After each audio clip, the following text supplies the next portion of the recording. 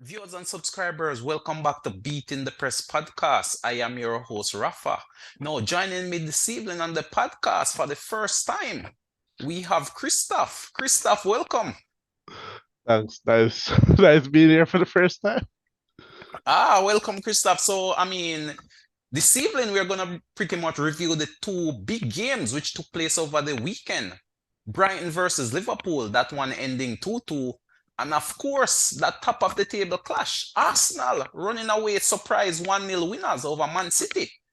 But we're going to jump straight into it, Christophe. Let's start by looking at the Brighton Liverpool game. You saw the match. What was your takeaway from it? That one ending 2-2. So before that match, I was looking at it and I said Brighton, Liverpool. I expect Brighton to probably edge them. When I was watching the match and then Liverpool went ahead, I was like, okay, maybe Liverpool might win. Might need to change my thoughts on this one. But it drew. So I wasn't that far off. I did expect Brighton to win. Brighton is probably I I think Brighton is a top four team. Top They four are team. I think so. They are underrated. They dropped off late last season, but if they can be consistent, they are a top four team. Mm. Brighton is that good. Well, Aston Villa did beat them. 6-1, and this week they drew 2-2 with Liverpool. Top four Unai is no easy feat. Unai Emery is doing a very good job at Villa. I'm very surprised. I thought he would not be doing well there. It might be that maybe Arsenal wasn't for him at the time, but Maybe he he's wasn't giving enough time at Arsenal either. there is that. There is that. But it could also be too many players who, they've already done what they needed to do. They don't care. Because if you look at how Arteta got rid of all those players. Players who have already won stuff, no longer hungry or not as hungry on big high contracts, just got rid of all of them. Okay. But looking at this game, Liverpool coming from behind again, conceding the first goal, and then having gone down 1-0, went ahead 2-1, courtesy of a Salah double. And then, in midway the second half, Brighton came back from, a set piece defensive error there at the front post by Robertson, I believe. And this one ended 2-1. But it was really a spectacle of a game. Both teams looking to play attacking football, both teams looking to press, both teams looking to possess the football and really try to break each other down. Brighton this season has been really nice to watch on the eyes, especially from the neutrals. What say you? Brighton has been good since they joined the Premier League, man. I don't know. They have like a really, really good scouting department. It kind of reminds me of Leicester's scouting team. When that season they won the league, Right? doing a very good job. They are finding these gems in. They're finding the gems. They're bringing them into the team. They're giving them game time, and they are performing. Yeah, I can't disagree with you on that. Some real gems. And again, we see a couple more gems coming to the fore in this game as well. The goal scorer, Adingra, really looks like a nice player, and he could definitely develop into something special.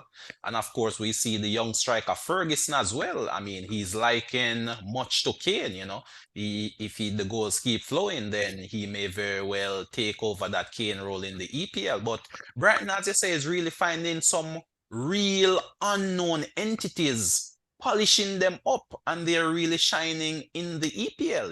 And of course, we know oftentimes the big boys come knocking and then they are sold off for millions. Chelsea seem to Sell them to favor Chelsea. shopping at Brighton, it seems. Sell them to Chelsea. Yeah, that seemed They to be got the tiny case. profit. Yeah, but again, I felt Liverpool had that game to win. But defensively, those defensive flaws came to the forefront again. I've been saying this since the start of the season. To me, that is really where Liverpool weakness lies. You can't count on the defense to keep teams out.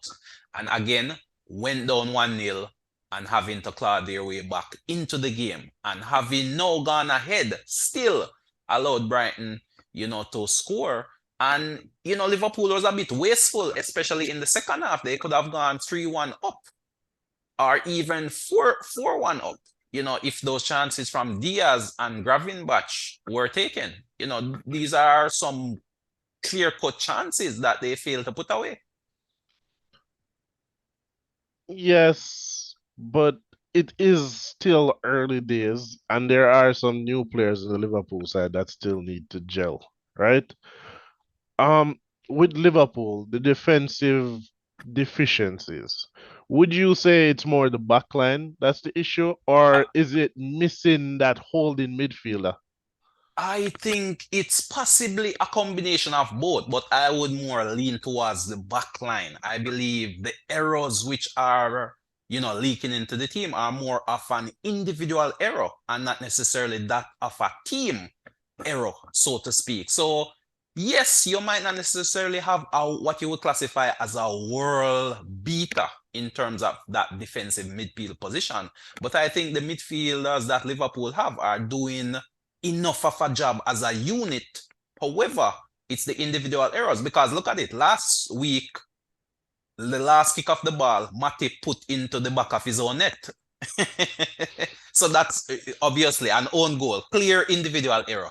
This week, Robertson at the front post pretty much sighted the ball. He sighted the ball and the ball went into the box where Dunk tucked it away. So these are individual defensive issues and not necessarily that of a team.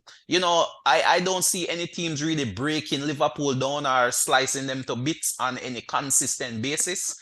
It's down to individual errors, which I see. And that is what is leading to goals and it's costing them points. The Spurs game last week, you could have salvaged a point, and the referee decisions didn't help the team, but nevertheless, that Matip goal doesn't score. You came away from that game down to 9 men with a point. This game, you pretty much dropped another 2 points when really you should have come away with this one based on the chances created. You should have come away from this Brighton game with 3 points as well. And then that would have been reflected in the table as well. So now you're in the top four, but drifting slightly away from the leaders. And that is the problem that Liverpool will have to contend with this season going forward.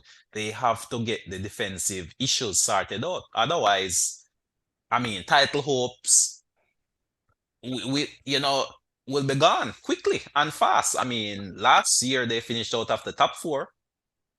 And right now, based on the performances, based on how other teams around them are performing as well, as you mentioned, Aston Villa. Aston Villa is playing some serious football. Brighton is playing football. The battle Newcastle. between exactly. So it won't be a walk in the park, to be honest. And of course, Chelsea is also on the rise. So games like these, you have to really, take the full 3 points if you're looking to become champions. Indeed, you have to take those 3 points, but I mean, sometimes it's just not there. Indeed, indeed. But we move. And that one ending 2-2, as mentioned before. Now we go on the international break, so teams will have a chance to reassess. Players may get some rest. Players who are injured may use this opportunity to rehab and come again for, after the international break. So no EPL next week, but we definitely have some international football coming up. But the big game on Sunday, Christophe, is the one which everyone is talking about, and not necessarily for all the best reasons. I found it to be a very boring game. I must say. How did you see that game? Arsenal running away 1-0 winners, courtesy, you could say, of almost an own goal. You could say big deflection on the shot. But how did you see that Heavy game? deflection. Um, so like I said to you before, I expected City to win. Not because I think City is the better team. Everybody will say City is the better team. Not because that. Because Arsenal haven't beaten City in what? 12 in the last 12 matches. Right? Arteta has not beaten Pep.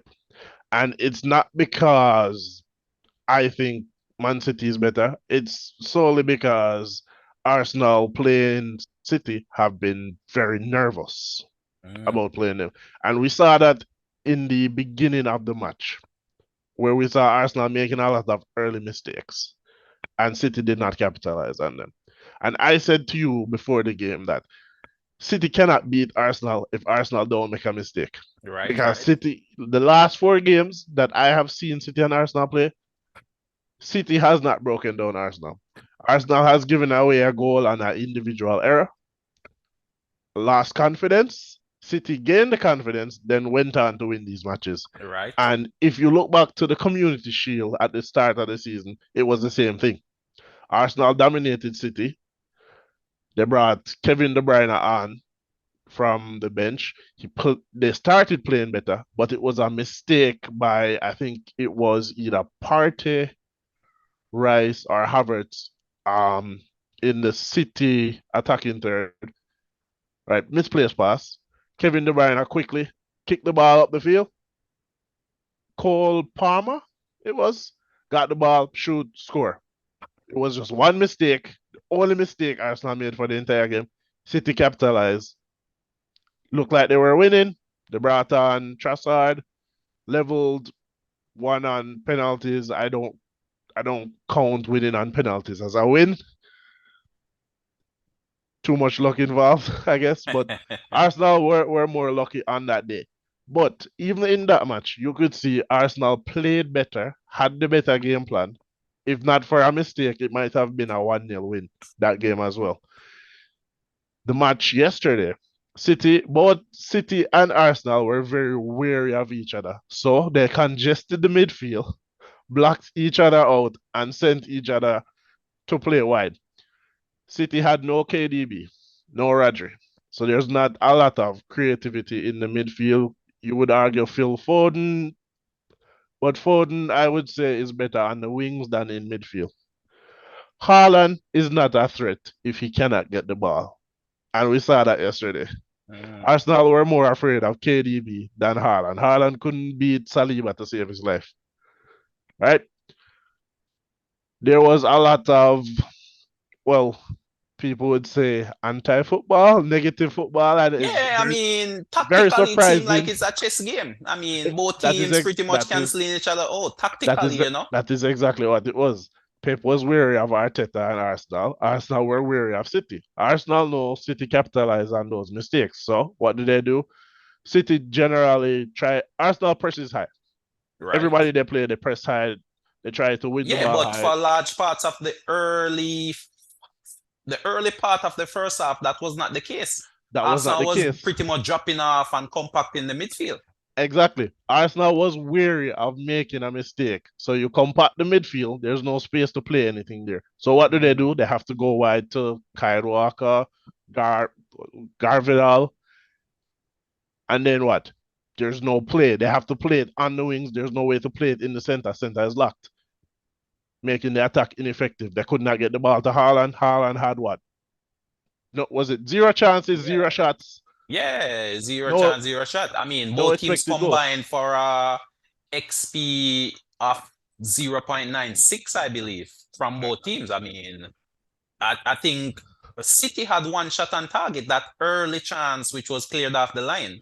Nathan And pretty Ake. right, and that was it for the rest of the game. I mean, it was a dull job affair, especially for the neutrals. I mean, those Yeah, it who was are boring. connoisseurs of the game would have probably enjoyed the chess match, but for fans looking for that excitement, that was definitely not the case. It was a tactical 1-0 victory. And it seemed as if it was the substitutes which really created the damage for Arsenal in leading to that goal. So, I mean, you could say in terms of the substitutions, Arteta may have gotten the better of Pep in that regard. Right. Indeed, when you do look at the substitutions, you can see that City was probably playing for the draw based on the substitutions that they had made. And you do see where Arteta didn't necessarily go outright for the win with his substitutions, but he made substitutions to say, go on and affect the game. Right? I think it was Phil Foden against Tomiyasu when they subbed off Zinchenko. I believe Phil Foden thought he was going to get the better of Tomiyasu there and just left him free rein. So Tomiyasu was played very much like an attacking inverted fullback, and that is what created the space for that goal. Mm. Yeah, yeah, a very interesting analysis there. I must say, I really didn't see it that way. Pretty much I just thought it was just a fortunate half chance, if you want to call it that. I mean, I, sometimes it's just luck. It was a fortunate half chance, but it was those substitutions that did it. That Trossard was removed because Trossard cuts in, right? And if you're going to have Jesus cutting in, Trossard cutting in, there is no width when you're right, going to right. attack. The So middle. you bring on Martinelli, who's going to play down, play wide, stretch. Martinelli is going to give you, he's going to go wide, he's going to come inside. So you're getting a mix. You're not just getting somebody who can only cut in. So was he not fit enough to start from the jump, or he's coming Uh, back from an injury? coming back from an injury. Mm. Yeah, I mean, it's definitely a good substitution, and I mean, you could definitely see the difference he made. He obviously was the standout. I mean, not only because he, got that fortunate goal, but just his play, his ability to really take on players. And once you pull a player out of position, then it pulls the whole team out of shape. And as you said, that's what lead to space opening up, even just a half a yard or a yard of space, and that was enough to get off a shot, took a deflection, and the keeper was caught out. I mean, City made some subs themselves, for example, Doku, but he seems largely ineffective, so credit must be given to the Arsenal defense. I mean, a constant bone of contention is the change in the goalkeeper, though, Christophe. Raya now taking up the number one position. What's your take on that? Is that a move which you support, or that one caught you off guard? Um, it is a strange decision. I know there are a number of factors which has led to this. Um, for instance, the current Arsenal goalkeeping coach used to coach at Brentford, and David Raya was his protege. So that is a factor in him getting the start. But there are other couple things. Late last season, Ramsdale was making some errors and gave away a couple of goals, which Arsenal dropped points in those games. Uh, if you look at the Manchester United versus Arsenal game, Rashford scored that goal, which really and truly should not have scored. That should have been saved by the keeper. It was an Arsenal mistake that led to that goal. I think David Raya Arteta looks at Raya and is probably sees a better shot stopper. I think. A better shot stopper. I think that's what it is, but also Raya has very good distribution, not just short distribution, but long distribution. Mm, And if you also look at some of the, well, not some of, if you look at all the signings that Arsenal have made this summer, they have all been tall players. mm. Timber, Rice, Havertz, all of them are tall, Oh, so you're over six saying feet. that was a factor in terms of the physicality getting, taller players in the team? Potentially. So instead of having to play out of the back when you're under pressure, you have tall players up the field that you can kick the ball to and win that first header and then get that second ball into your striker, into your midfielder.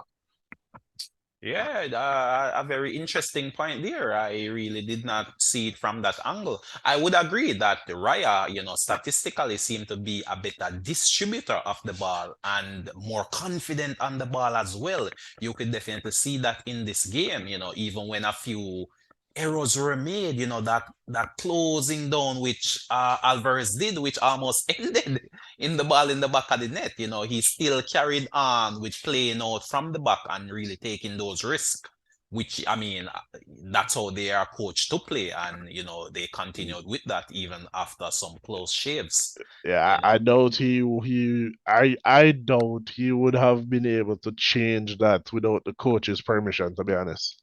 yeah, I mean that's the Arsenal way of playing, and I guess as you made mention, that's why he was brought in, and I guess that's why he is now clearly the Arsenal number one. I mean, very sad there for Ramsdale, and that may push a few bumps in the road. Was still selected for English duty, but who to tell? I mean, if he doesn't see much game time going forward, then there are other English keepers around that may put him out of line. But I mean, Christophe, you're a big Arsenal fan. Arsenal winning this one 1-0. Is Arsenal now the clear favorites for the title? I think it's too early to make a statement like that. Clear favorites, with respect to Arsenal, that is at the moment. Because Arsenal led the league for the majority last season, but then still kind of came up short at the end last season. If you look at it mathematically, had they beaten City in those two games, home and away, they would have won the league. Yeah, I mean, what, City won by 5 points at the E- end? Exactly. So had they beaten City twice, or had they even beaten City once, or maybe drawn both games, they could have won the league. Right, or I mean, a few of those consecutive draws were changed Right. into wins. I mean, Exactly. After the draw with Liverpool, the Liverpool game should have been a win, first of right. all. And then the following three games after that, they did the exact same thing that they did at Right. The Liverpool. West Ham game stands out as well when Saka missed that PK. Right. Uh, to me, Saka should have been dropped, right? His After the Liverpool game, his form was poor. Mm. He should have been dropped, give somebody else a chance to Well, I play, think that was drop one him of to the the bench. criticism of Arsenal last season, where his starting 11 became so predictable. You could definitely see that the players were even fatigued, but they were still selected, and that was a criticism last season. I guess this season he tried early with the experimentation of Partey at right back, and Gabriel dropped altogether. That to me was a shocker. And I mean, one Arsenal fan I was speaking to was saying that most of these changes which you see Arteta makes are forced changes due to injuries.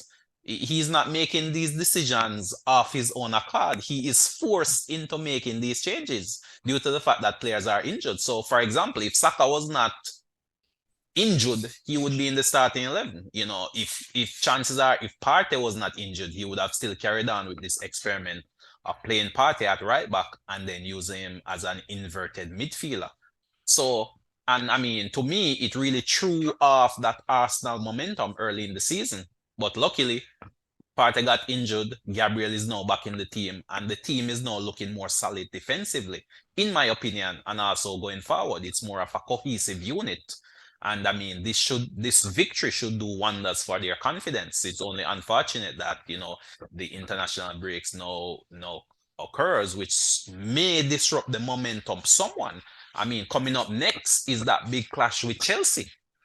And this is coming on the heels of the international break when many of the Arsenal players will be off on international duties as well. So it will be interesting to see what sort of team and what sort of result. Can this result be followed up with another victory versus, I would say, a rising Chelsea? A struggling Chelsea. Well, I mean, Chelsea seem to have turned the corner, in my opinion. I mean, they've now picked up what back-to-back victories and are rising up the table. So they struggled early, but I mean, a few players are now coming back from injuries.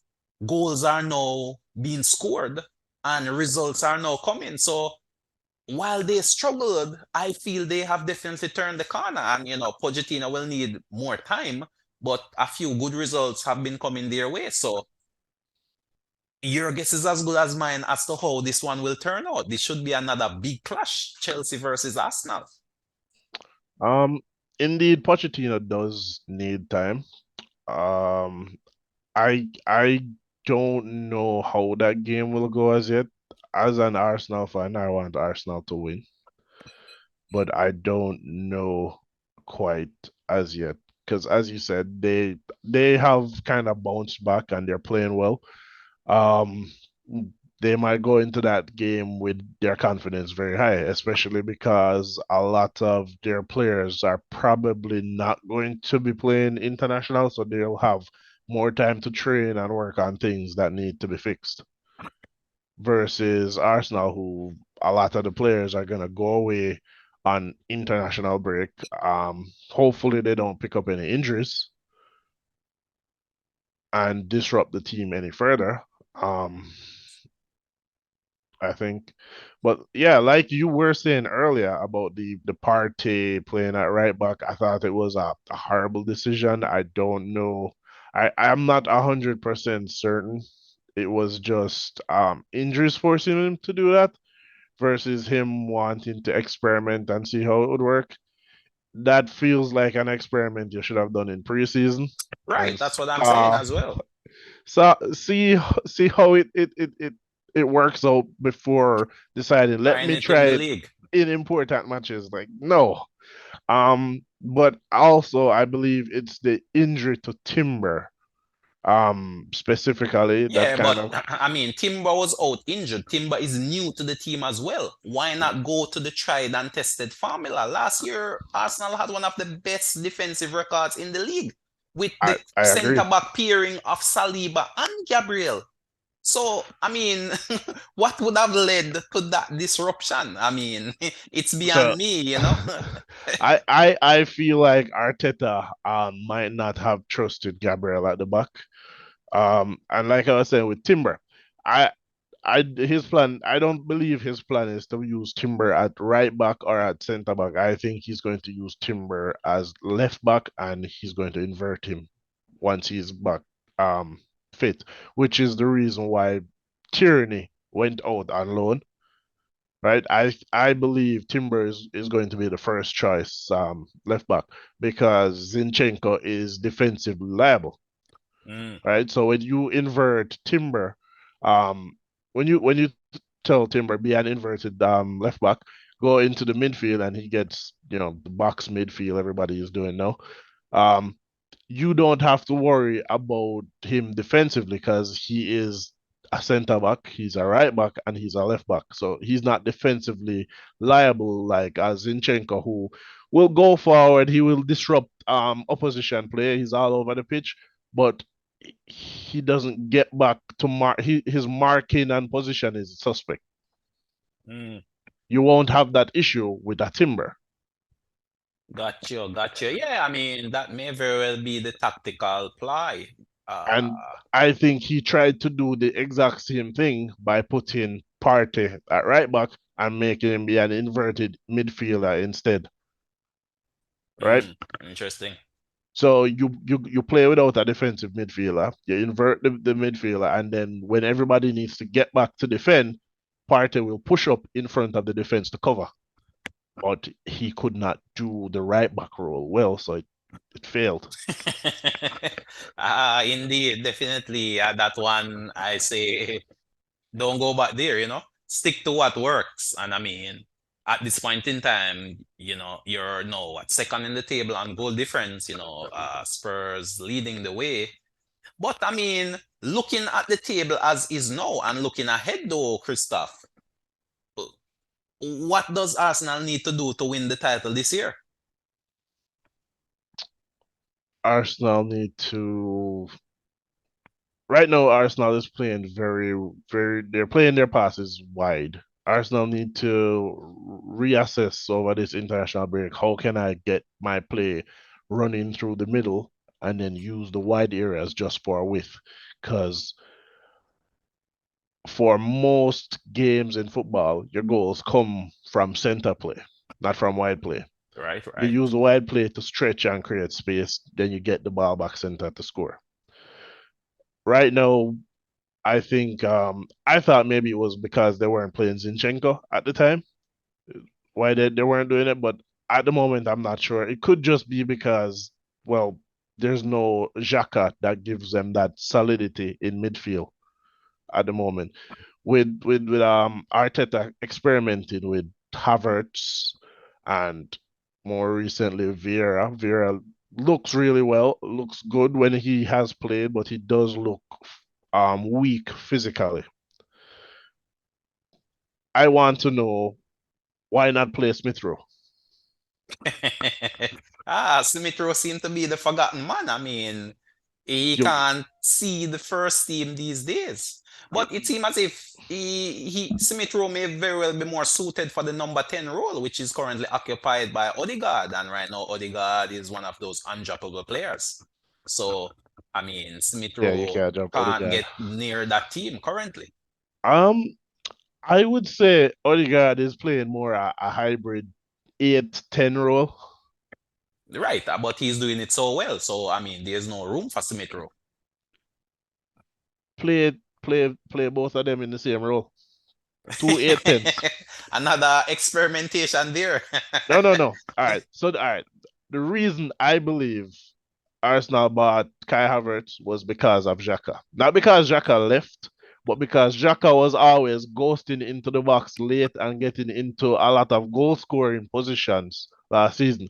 But Xhaka isn't really, a natural goal scorer like that. Right. So you bring in Havertz, who can score goals, who Well, is I'm not sure if many question Chelsea mark. fans will agree with that statement. Before signing for Chelsea, Havertz scored a lot of goals at Leverkusen. Right, right. That I Right. can agree with. So I believe that was the case why Havertz was brought in, as well as because I also said that they brought in top players. Havertz is what 6'3", so you have the height for headers, and he can allegedly score goals. Yeah, So we haven't seen that yet. I mean, it was down to Odegaard to hand him a penalty for him to break his ducks. I mean, he has gotten chances to score and didn't score. That same Community Shield game against City, he got two goals to score, didn't score any. Um, the game after that was what? Nottingham Forest, the first game of the season. He got goals in there to score as well, didn't score any. I don't know. I don't know if it's a confidence thing or if he doesn't know what his role is supposed to be in the team. Might Right? just need some time to gel then. Could be, but it could also be where he's learning a new position, a new role, so that is going to take even longer. Yeah, definitely. I mean, time is the master, and we'll definitely see in due time. But in terms of this weekend's action, Christoph, what's your final assessment of this weekend's action going forward?